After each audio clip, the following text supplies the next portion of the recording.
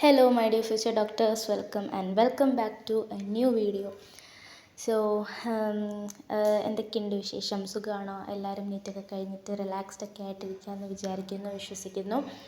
So ഞാനിന്ന് വന്നിരിക്കുന്നത് മെയിനായിട്ടുള്ളൊരു കാര്യം പറയാനാണ്. കുറേ പേര് ചോദിച്ചൊരു ക്വസ്റ്റ്യനാണ് plus one plus two long ടേമോ കാര്യങ്ങളോ ഒന്നും പഠിക്കാതെ സ്റ്റേറ്റ് സിലബസ്, ഓക്കെ CBSE ആയിക്കോട്ടെ, ഏത് സിലബസ് ആയിക്കോട്ടെ, അത് കുഴപ്പമില്ല, അവിടെ നിന്നും ഡയറക്റ്റ് റിപ്പീറ്റിന് എൻട്രൻസ് ലെവലിലോട്ട് ആദ്യമായി പഠിക്കാൻ പോവാണ്. സോ അങ്ങനെയാണ് ഞാനും പഠിച്ചിരുന്നത്. അപ്പോൾ അത് ഞാൻ നേരത്തെ വീഡിയോസിൽ പറഞ്ഞിട്ടുണ്ടായിരുന്നു. അതിൻ്റെ എക്സ്പീരിയൻസ് ഷെയർ ചെയ്യാൻ വേണ്ടിയിട്ട് കുറേ സ്റ്റുഡൻസ് അങ്ങനെയുള്ളവരുണ്ട്. സോ ആ ഒരു എക്സ്പീരിയൻസ് ഷെയർ ചെയ്യാനാണ് ഞാൻ പോകുന്നത്. സോ ഏത് ഇൻസ്റ്റിറ്റ്യൂഷനൊന്നും പറയുന്നില്ല, ഇപ്പോൾ ഏത് ഇൻസ്റ്റിറ്റ്യൂഷനിലായാലും അങ്ങനെ പഠിക്കാൻ പോകുന്നവർക്കുള്ള വീഡിയോ ആണ് കേട്ടോ ഇത്. അപ്പം ഇത് കുറച്ച് ലെങ്തി വീഡിയോ ആയിരിക്കും. നിങ്ങൾ 2x 1.5x ഇട്ട് കണ്ടോ. ഓക്കെ, അപ്പം പറയാനാണെങ്കിൽ അങ്ങനെയുള്ളവർ ശ്രദ്ധിക്കേണ്ട മെയിനായിട്ടുള്ളൊരു കാര്യം എന്ന് പറഞ്ഞാൽ, ഒന്നാമത്തെ കാര്യം പറയാനാണെങ്കിൽ പെൻഡിങ് ഇടാൻ പാടില്ല. ക്ലാസ്സസിൽ എടുക്കുന്ന ഓരോ ചാപ്റ്റേഴ്സും കറക്റ്റ്, അല്ലെങ്കിൽ ഓരോ ടോപ്പിക്സൊക്കെ ആയിരിക്കും എടുക്കുന്നത്. ഒരു ദിവസം എന്തായാലും ഒരു ചാപ്റ്റർ എടുക്കാനൊന്നും പോകുന്നില്ല. അപ്പോൾ ഓരോ ടോപ്പിക്സും ക്രിസ്റ്റൽ ക്ലിയർ ആയിട്ട് കൺസെപ്റ്റ് മനസ്സിലാക്കി അന്നന്ന് തന്നെ പഠിക്കുക. പെൻഡിങ് വെക്കരുത്. മെയിനായിട്ടും ഫിസിക്സ് ആൻഡ് കെമിസ്ട്രി പെൻഡിങ് വെക്കാനേ പാടില്ല. പിന്നെ രണ്ടാമത്തെ കാര്യം എന്ന് പറഞ്ഞാൽ, ഇപ്പോൾ ഓഫ്ലൈനായിട്ട് പഠിക്കുന്ന സ്റ്റുഡൻസ് ആണെങ്കിൽ അവരുടെ റൂംമേറ്റ്സിനെ മാർക്കുകൾ കമ്പയർ ചെയ്യാൻ പാടില്ല. ഞാൻ ചെയ്ത ഏറ്റവും വലിയൊരു തെറ്റാണ്. കാരണം ഞാൻ കഷ്ടപ്പെട്ട് 3 മണിക്കും 2 മണിക്കൊക്കെ ഇരുന്ന് പഠിച്ചിട്ടും എനിക്ക് എന്നാലും നമ്മൾ നോക്കുമ്പോൾ നമ്മുടെ റൂംമേറ്റ്സ് അങ്ങനെ പോലും ഇരുന്ന് പഠിക്കുന്നുണ്ടായിരിക്കില്ല. അപ്പം അങ്ങനെ പഠിക്കാതെ തന്നെ മാർക്കുകൾ വരുമ്പോൾ നമ്മളെക്കാട്ടിയും മാർക്ക് കൂടുതലായിട്ട് അവർ മേടിക്കും. ഒബ്വിയസ്ലി അവർ മേടിക്കും, ചിലപ്പോൾ നമ്മൾ മേടിക്കും. അങ്ങനെ നിൽക്കുമ്പോൾ നമ്മൾ എന്ത് ചെയ്യും? ആ മാർക്കുമായിട്ട് കമ്പയർ ചെയ്യും. ഒരിക്കലും അങ്ങനെ കമ്പയർ ചെയ്യാൻ പാടില്ല. അങ്ങനെ കമ്പയർ ചെയ്യാൻ നിന്നാൽ നമുക്ക് ഡിപ്രഷനായി പോകത്തതേ ഉള്ളൂ, നമുക്ക് സ്ട്രെസ്സ് കൂടത്തതേ ഉള്ളൂ. പലർക്കും പല ഇതാണ്. അപ്പോൾ എല്ലാവർക്കും ഒരേ ബുദ്ധിയല്ല, ഒരിക്കലുമല്ല എല്ലാവർക്കും ഒരേ ബുദ്ധിയല്ല. ചിലവർക്ക് ഫിസിക്സിൻ്റെ ആപ്ലിക്കേഷൻ ലെവൽ ക്വസ്റ്റ്യൻസ് IQ കൂടുതലായിരിക്കും, ചിലവർക്ക് ബൈ ഹാർട്ട് ചെയ്യാൻ IQ കൂടുതൽ, അങ്ങനെ വേരി ചെയ്യുന്നതാണ്. ഓരോ ഇൻഡിവിജ്വൽസിനും ഓരോ കാര്യങ്ങൾ വേരി ചെയ്യുന്നതാണ്. സോ എന്താ പറയുക, നമ്മൾ ഒരിക്കലും കമ്പയർ ചെയ്യാൻ പാടില്ല. നമ്മളുടെ സ്കോറിൽ നിന്നും എപ്പോഴായാലും നമ്മൾ കൂട്ടാനേ പാടുള്ളൂ. നമ്മൾ മാർക്സുകൾ കൂട്ടാനേ നോക്കുകയുള്ളൂ. അല്ലാതെ കമ്പയർ ചെയ്ത് അയ്യോ എനിക്ക് എത്ര ഇല്ല, അതൊന്നും അല്ലടാ. നമ്മൾ കൂട്ടണം. കൂട്ടി ലാസ്റ്റ് ഒരു പോയിന്റ് എത്തുമ്പോൾ എന്തായാലും നമുക്ക് ക്രാക്ക് ചെയ്യാൻ പറ്റും. ഇൻഷാല്ലാ ക്രാക്ക് ചെയ്യാൻ പറ്റും. നമ്മൾ ഹാർഡ് വർക്ക് അനുസരിച്ചിരിക്കും. പിന്നെ ഏത് ഇൻസ്റ്റിറ്റ്യൂഷനിൽ പഠിച്ചാലും നമ്മൾ ഹാർഡ് വർക്ക്, ഇൻസ്റ്റിറ്റ്യൂഷൻസ് എനിക്ക് തോന്നുന്നു ഒരു 30% തരത്തുള്ളൂ. പക്ഷേ ഇൻസ്റ്റിറ്റ്യൂഷന് നോക്കണ്ടെന്നൊന്നും പറയാൻ പറ്റില്ല. അവർ തരുന്ന ക്വസ്റ്റ്യൻസ്, അവരുടെ സിസ്റ്റമാറ്റിക് ആയിട്ടുള്ള എക്സാം കാര്യങ്ങളൊക്കെ എന്താ പറയുക, ഒരു കോമ്പറ്റേറ്റീവ് ലെവൽ എക്സാമിന് എന്തായാലും മെയിനായിട്ടുള്ളൊരു കാര്യം തന്നെയാണ്. പിന്നെ അവരുടെ കൺസെപ്റ്റുകൾ നമുക്ക് ക്ലിയർ ആക്കി തരുന്നത് എല്ലാം ഇതാണ്. അപ്പം കുറേ പേര് പറയും ഇൻസ്റ്റിറ്റ്യൂഷൻ നോക്കണ്ട. പക്ഷേ ഇൻസ്റ്റിറ്റ്യൂഷൻ ഒരു എന്താ പറയുക, ഒരു ഫാക്ടർ തന്നെയാണ് ഇൻസ്റ്റിറ്റ്യൂഷൻ എന്ന് പറയുന്നത്. അപ്പോൾ അങ്ങനത്തെ കാര്യങ്ങൾ. പിന്നെ എക്സാംസിനൊക്കെ ആദ്യം മാർക്ക് കുറയും. കാരണം എന്താണെന്നറിയോ, എനിക്കൊക്കെ ഫസ്റ്റ് എക്സാം എഴുതുമ്പോൾ 478 ആ ഒരു റേഞ്ചൊക്കെ ആയിരുന്നു ഫസ്റ്റ് എക്സാമൊക്കെ. പിന്നെ കുറയാനും കൂടാനും, പിന്നെ ഓൾ ടോപ്പിക്ക് വരുമ്പോഴാണ് ശരിക്കും നമ്മൾ എവിടെയാണ്, ഏത് ലെവലിലാണ് നിൽക്കുന്നതെന്ന് മനസ്സിലാക്കാൻ പറ്റുന്നത്. പിന്നെ ഓരോ വീക്ക്ലി എക്സാംസിന് നടക്കുന്ന ക്വസ്റ്റ്യൻ പേപ്പേഴ്സ്, ഒരു എക്സാം കഴിഞ്ഞാൽ അന്ന് തന്നെ ക്വസ്റ്റ്യൻ പേപ്പർ, എനിക്ക് പറ്റിയ ഏറ്റവും വലിയൊരു തെറ്റാണ്, ഞാൻ റിപ്പീറ്റിൽ ചെയ്ത ഏറ്റവും വലിയൊരു തെറ്റാണ്, ക്വസ്റ്റ്യൻ കഴിഞ്ഞാൽ അനാലിസിസ് ചെയ്യാൻ ഭയങ്കര മടിയായിരുന്നു. അത് പക്ഷേ പിന്നെയും തിയറിയിലോട്ട് പോകും. അയ്യോ ഇനി അടുത്ത എക്സാമിനുള്ള തിയറി, അങ്ങനല്ലടാ. അനാലിസിസ് ചെയ്ത് കറക്റ്റായിട്ട് നല്ല അത് മൈൻഡിൽ നിന്ന് പോകാത്ത രീതിയിൽ പഠിച്ചെടുക്കണം. ഫിസിക്സ് ആയാലും കെമിസ്ട്രി ആയാലും. പിന്നെ എനിക്ക് പറ്റിയ തെറ്റെന്ന് പറഞ്ഞാൽ ഫിസിക്സും കെമിസ്ട്രിയും എനിക്ക് ആദ്യം കുറച്ച് പെൻഡിങ് ഒക്കെ വന്നിട്ടുണ്ടായിരുന്നു. അത് ഞാൻ ഈ ഒരു വീഡിയോയിൽ പറയാം. കാരണം ഈ ഇൻസ്റ്റിറ്റ്യൂഷൻ ഫസ്റ്റ് ഓഫ്ലൈനായിട്ട് പിന്നെ ഓൺലൈനായ കുറച്ച് ഹെൽത്ത് ഇഷ്യൂസൊക്കെ വന്നിട്ട് അങ്ങനത്തെ കുറച്ച് കാര്യങ്ങൾ അപ്പോഴത്തേനും പെൻഡിങ് വന്നിട്ടുണ്ടായിരുന്നു. ഓൺലൈനിൽ ഇവിടെ ഒരു ഓഗസ്റ്റൊക്കെ ഓൺലൈൻ ആയപ്പോഴത്തേനും പെൻഡിങ് വന്നിട്ടുണ്ടായിരുന്നു. വേറെ ടോപ്പിക്സ് ആയിരുന്നു, ഓഫ്ലൈൻ അങ്ങനെയൊക്കെ വന്നിട്ടുണ്ട്. അപ്പം പറയാനാണെങ്കിൽ പെൻഡിങ് ഇടാൻ പാടില്ല. അതാണ് ഒന്നാമത്തെ കാര്യം. പിന്നെ രണ്ടാമത്തെ കാര്യം കമ്പയർ ചെയ്യാൻ പാടില്ല. പിന്നെ മൂന്നാമത്തെ കാര്യം എന്ന് പറഞ്ഞാൽ നെഗറ്റീവ് ഫീലിംഗ് നമ്മുടെ മനസ്സിൽ വരാൻ പാടില്ല. കാരണം എന്ന് പറഞ്ഞാൽ നമ്മുടെ മനസ്സിൽ നമ്മൾക്കൊരു സെൽഫ് കോൺഫിഡൻസ് എവിടെ എന്ത് വന്നാലും ഫേസ് ചെയ്യും എന്ന് തന്നെ നിൽക്കണോടാ. കാരണം ഒരു കോമ്പറ്റേറ്റീവ് എക്സാമിന് നിങ്ങൾക്കറിയാം, കയറുമ്പോൾ അറിയാൻ പറ്റും, സ്ട്രെസ്സായിരിക്കും, ഓരോ കാര്യങ്ങളും സ്ട്രെസ്സായിരിക്കും. നമ്മൾ കുറേ സ്ട്രെസ്സുകളൊക്കെ കുറയ്ക്കണം. കാരണം നമ്മൾ ഈ ഫിസിക്സും കെമിസ്ട്രിയൊക്കെ കുറേ പേര് ഇപ്പോൾ എന്നെ പോലെ തന്നെ ബേസ് ഒന്നും ഇല്ലാതെയാണ് റിപ്പീറ്റിന് കയറാൻ പോകുന്നത്. ആ ബേസ് സ്ട്രോങ് ആക്കി എടുക്കാനും ആ കൺസെപ്റ്റുകൾ നല്ല രീതിക്ക് കിട്ടാനും വേണ്ടിയിട്ട് അത്യാവശ്യം നല്ല ടൈം എടുക്കും.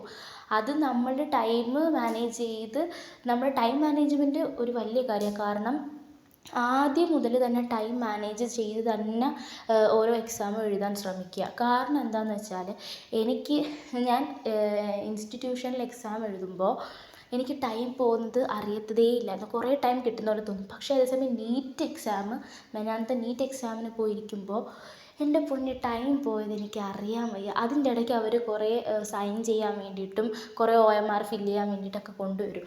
അപ്പോൾ ടൈം പോകുന്നത് നമുക്ക് അറിയാനേ പറ്റത്തില്ല.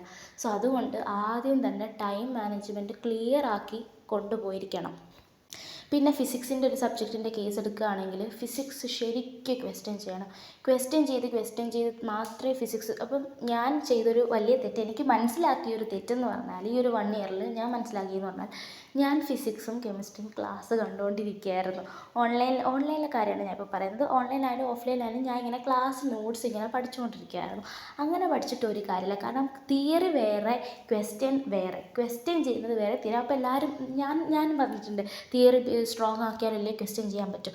പക്ഷേ അല്ല, നമ്മൾ ആൻസർ കീ എടുത്ത് ക്വസ്റ്റ്യനും എടുത്ത് ക്വസ്റ്റ്യൻ ശരിക്ക് ഒരു ചാപ്റ്റർ ഇപ്പോൾ എടുക്കുകയാണെങ്കിൽ ക്വസ്റ്റ്യൻ ചെയ്ത് ആ ഒരു ചാപ്റ്റർ കുറേ ക്വസ്റ്റ്യൻസൊക്കെ ചെയ്യുമ്പം നമുക്ക് ഈ ക്വസ്റ്റ്യനിലൂടെയാണ് ഈ ഫിസിക്സ് എനിക്ക് തോന്നുന്നു തിയറി പഠിക്കേണ്ടത്. അങ്ങനെ അതാണൊരു എൻ്റെ പേഴ്സണലാണേ അതാണെന്ന് തോന്നുന്നു ഒരു നല്ല മെത്തേഡ്. പിന്നെ തിയറി തിയറി ഒന്നും അറിയാതെ നമുക്കൊരു ക്വസ്റ്റ്യനും ചെയ്യാൻ പറ്റത്തില്ല. ഒരു ഓവറോൾ ഒരു ഇത് വെച്ചിട്ട്, തിയറി എല്ലാം ഒരു ഓവറോൾ വെച്ചിട്ട് നമ്മൾ ക്വസ്റ്റ്യൻ ചെയ്യണം. ശരിക്കും ക്വസ്റ്റ്യൻ ചെയ്യണം, ടൈം നോക്കണം ഫിസിക്സും കെമിസ്ട്രിയും. പിന്നെ ഞാൻ പറഞ്ഞല്ലോ, റിപ്പീറ്റഡ് ആയിട്ട് പറയുകയാണ്, ഫിസിക്സും കെമിസ്ട്രി ആദ്യം പെൻഡിങ് ഇട്ടാൽ നമ്മൾ ലാസ്റ്റ് കൊണ്ടുവന്ന് ഒക്കെ ആക്കാമെന്ന് വിചാരിക്കും. പക്ഷേ ആ വിചാരം വെറും മണ്ടത്തരമാണെന്ന് നമുക്ക് ലാസ്റ്റൊക്കെ മനസ്സിലാവും, ഉറപ്പായിട്ടും മനസ്സിലാവും. അപ്പം എനിക്ക് ഇങ്ങനെയൊന്നും ആരും പറഞ്ഞു തരാനില്ലായിരുന്നു. പിന്നെ ഞാനിപ്പം നിങ്ങൾക്ക് ഇങ്ങനെ പറഞ്ഞു തരാം. എന്നാലും നമുക്ക് ആരെങ്കിലും അഥവാ പറഞ്ഞു തരുവാണെങ്കിൽ പോലും നമുക്ക് എന്താ പറയുന്നത്, എനിക്കുണ്ടായിരുന്നു ഒരു സീനിയർ, എൻ്റെ ഒരു സിസ്റ്റർ ഉണ്ടായിരുന്നു. സിസ്റ്റർ മീൻസ് ഒരു ഫ്രണ്ട് ഉണ്ടായിരുന്നു. സോ ആ ഇത്ത പറഞ്ഞു തന്നിട്ടുണ്ട്. പക്ഷേ നമ്മൾ എന്ത് ചെയ്യും, നമുക്ക് എക്സ്പീരിയൻസ് വരുമ്പോഴേ നമ്മൾ മെയിനായിട്ട് ആ കാര്യങ്ങളൊക്കെ പഠിക്കത്തുള്ളൂ. അപ്പം നിങ്ങൾക്ക് വേണമെങ്കിൽ ഇത് ഫോളോ ചെയ്താൽ നല്ലതായിരിക്കും. പിന്നെ ആദ്യം മുതൽ തന്നെ ഷോർട്ട് നോട്ട് ഉണ്ടാക്കൽ മസ്റ്റാണ്. ഞാൻ ഷോർട്ട് നോട്ടൊന്നും ഉണ്ടാക്കിയിട്ടില്ല. ശരിക്കും ഞാൻ ഷോർട്ട് നോട്ട് എന്ന് പറഞ്ഞാൽ ഷോർട്ട് നോട്ട് മറ്റേ PDF ആയിട്ട് കിട്ടുമല്ലോ, അതായിരുന്നു ഞാൻ ഫോളോ ചെയ്തത്. പക്ഷേ അതിനെക്കാട്ടിയും നല്ലത് നമ്മൾ ഷോർട്ട് നോട്ട് ഉണ്ടാക്കുന്നത് തന്നെയാണ്. നമ്മൾ ആദ്യം മുതൽ ഇപ്പോൾ ഒരു ചാപ്റ്റർ പഠിച്ചു കഴിഞ്ഞാൽ, ഫിസിക്സ് അല്ലെങ്കിൽ ഒരു കെമിസ്ട്രി ഒരു ചാപ്റ്റർ പഠിച്ചു കഴിഞ്ഞാൽ എന്ത് ചെയ്യണമെന്നറിയാമോ? അതിൻ്റെ ഷോർട്ട് നോട്ട് എന്ന് പറഞ്ഞാൽ ഒരു പേജിൽ നിൽക്കണം. ഒരു പേജിൽ നമ്മളുടെ മൈൻഡിൽ എന്തൊക്കെയാണോ ഇമ്പോർട്ടൻ്റ് ആയിട്ട്, അല്ലെങ്കിൽ എന്താണോ സിലബസിൽ ഇമ്പോർട്ടൻ്റ് ആയിട്ട് കൊടുത്തിട്ടുള്ള എല്ലാ ഇക്വേഷൻസും എല്ലാ കാര്യങ്ങളും ഒരു പേപ്പറിൽ നിൽക്കണം. അങ്ങനെ ഒരു ഷോർട്ട് നോട്ട് ഉണ്ടാക്കി വെക്കണം ആദ്യം മുതലേ എല്ലാ ചാപ്റ്റേഴ്സിനും. ഓരോ ചാപ്റ്ററും ക്രിസ്റ്റൽ ക്ലിയർ ആക്കി പഠിച്ച് മുന്നോട്ട് പോകണം. അല്ലാതെ ഒരു ചാപ്റ്ററിൻ്റെ പകുതി അടുത്ത ചാപ്റ്ററിൻ്റെ എന്നാൽ മറ്റേത് അങ്ങനെ പോരുത്. ഒരു ചാപ്റ്റർ നല്ല രീതിക്ക് തീർത്താലേ പറ്റൂ.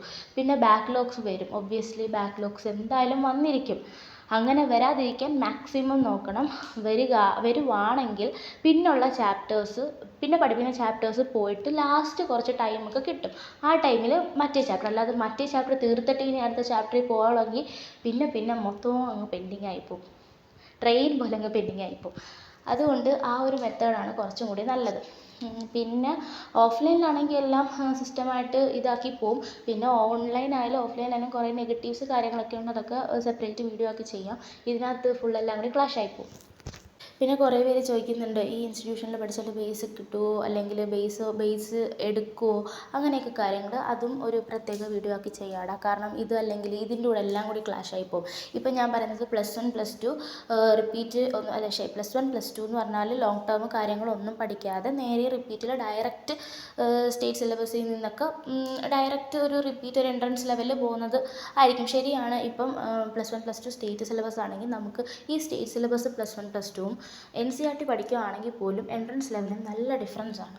നല്ല ഡിഫറൻസാണ്. കാരണം +1 +2 നമുക്ക് സ്റ്റേറ്റ് സിലബസിൽ കുറേ ഡെറിവേഷൻസ് കാര്യങ്ങളൊക്കെയാണ്. ഒബ്ജക്റ്റീവായിട്ടുള്ള വലുതായിട്ടൊന്നും ഇല്ല.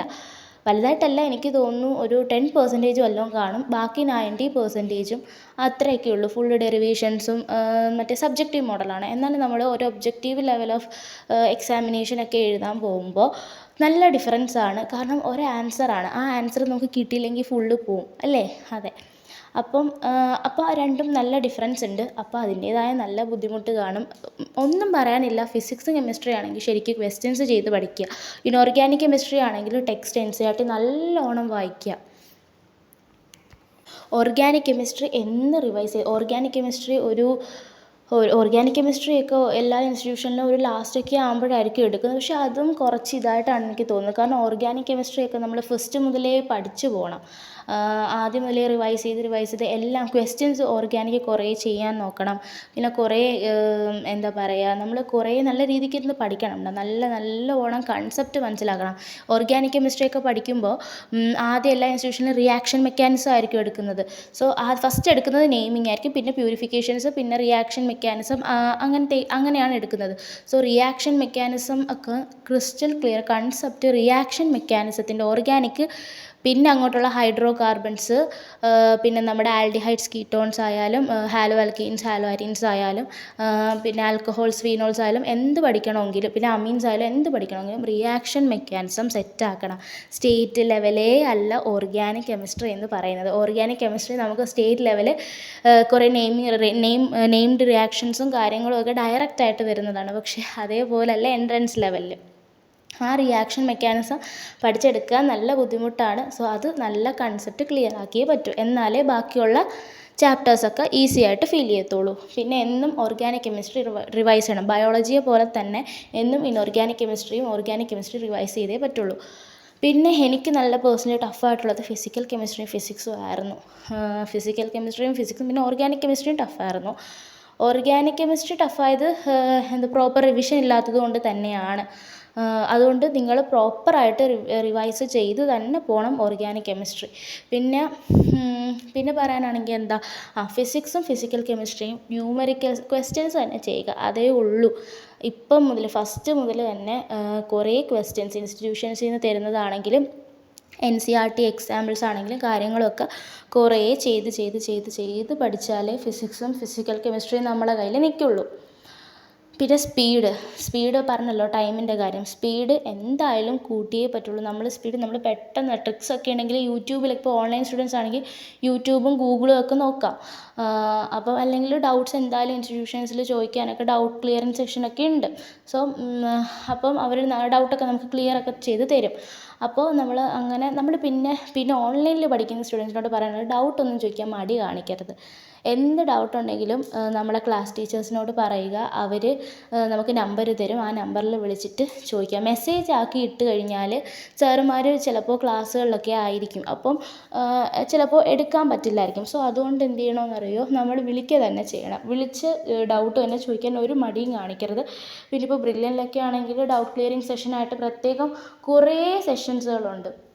അപ്പോൾ അതിനകത്തൊക്കെ കയറി നമുക്ക് ഹാൻഡ് റൈസ് ചെയ്തിട്ട് ഡൗട്ട് ചോദിക്കാൻ ഉള്ള ഫെസിലിറ്റീസൊക്കെ അവർ പ്രൊവൈഡ് ചെയ്യുന്നുണ്ട്. ബാക്കിയുള്ള ഇൻസ്റ്റിറ്റ്യൂഷൻ എങ്ങനെയാണെന്ന് എനിക്കറിയത്തില്ല. പിന്നെന്താ പറയാനുള്ളത്? അപ്പോൾ ഓൾമോസ്റ്റ് കാര്യങ്ങളൊക്കെ ഞാൻ പറഞ്ഞു എന്ന് വിചാരിക്കുന്നു. പിന്നെ ഒരു അഡ്വാൻറ്റേജ് ഓഫ് ഓൺലൈൻ ഓഫ്ലൈൻ ഒരു സെഷൻ എടുക്കണം എന്നുണ്ടോ? നിങ്ങൾ കമൻറ്റ് ചെയ്യും. എന്തായാലും എടുക്കാൻ വേണമെങ്കിൽ അങ്ങനെ ഉണ്ട്. അഡ്വാൻറ്റേജസും ഡിസഡ്വാൻറ്റേജസും ബോത്ത് ഓഫ്ലൈൻ ആൻഡ് ഓൺലൈൻ ഉണ്ട്. പിന്നെ എന്താ പറയുക, എനിക്ക് തോന്നുന്നു ഈ ഒരു ഹെഡിങ്ങിന് താഴെയുള്ള കുറേ കാര്യങ്ങളെല്ലാം ഞാൻ പറഞ്ഞിട്ടുണ്ടെന്ന് തോന്നുന്നു ഈ വീഡിയോയിൽ. അപ്പോൾ ഇനി എന്തെങ്കിലും ഉണ്ടെങ്കിൽ പാർട്ട് 2 ആയിട്ട് വേറൊരു വീഡിയോ ചെയ്യാം. അപ്പോൾ നിങ്ങൾ എന്തായാലും കമൻറ്റ് ചെയ്യട്ടോ. പിന്നെ നല്ലോണം ഇരുന്ന് പഠിക്കണം. റിപ്പീറ്റേഴ്സിനോടാണ്. പിന്നെ ഒരു റിപ്പീറ്റ് ഉണ്ട് എന്ന് പറഞ്ഞ് ഒന്നുകൂടെ സമ്മതിക്കും എന്ന് പറഞ്ഞിരുന്ന് ഈ ഒരു 1 ഇയർ വേസ്റ്റ് ആക്കാൻ പാടില്ല.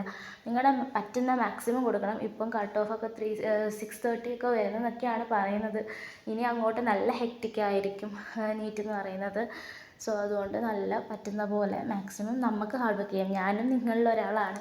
അപ്പോൾ ഹാർഡ് വർക്ക് ചെയ്തിട്ട് ഇൻഷാ അല്ലാഹ് നമുക്ക് എന്താ പറയുക, കിട്ടും. നമുക്കല്ലാതെ പിന്നെ ആർക്ക് കിട്ടാൻ? ആ ഒരു കോൺഫിഡൻസിൽ നിൽക്കുക. പറ്റുന്ന മാക്സിമം പഠിക്കുക. ഇത്രയൊക്കെ ഉള്ളൂ പറയാൻ. ഇനി എന്തെങ്കിലും ഞാൻ മിസ്സായിട്ടുണ്ടെങ്കിൽ നിങ്ങൾ കമൻറ്റ് ചെയ്യുക കേട്ടോ. കമൻറ്റ് ചെയ്ത് അത് ഞാൻ പാർട്ട് 2 ആയിട്ട് ഇടാം. ഓക്കെ, അപ്പോൾ ഇത്രയൊക്കെ ഉള്ളൂ. അപ്പോൾ all the best, take care.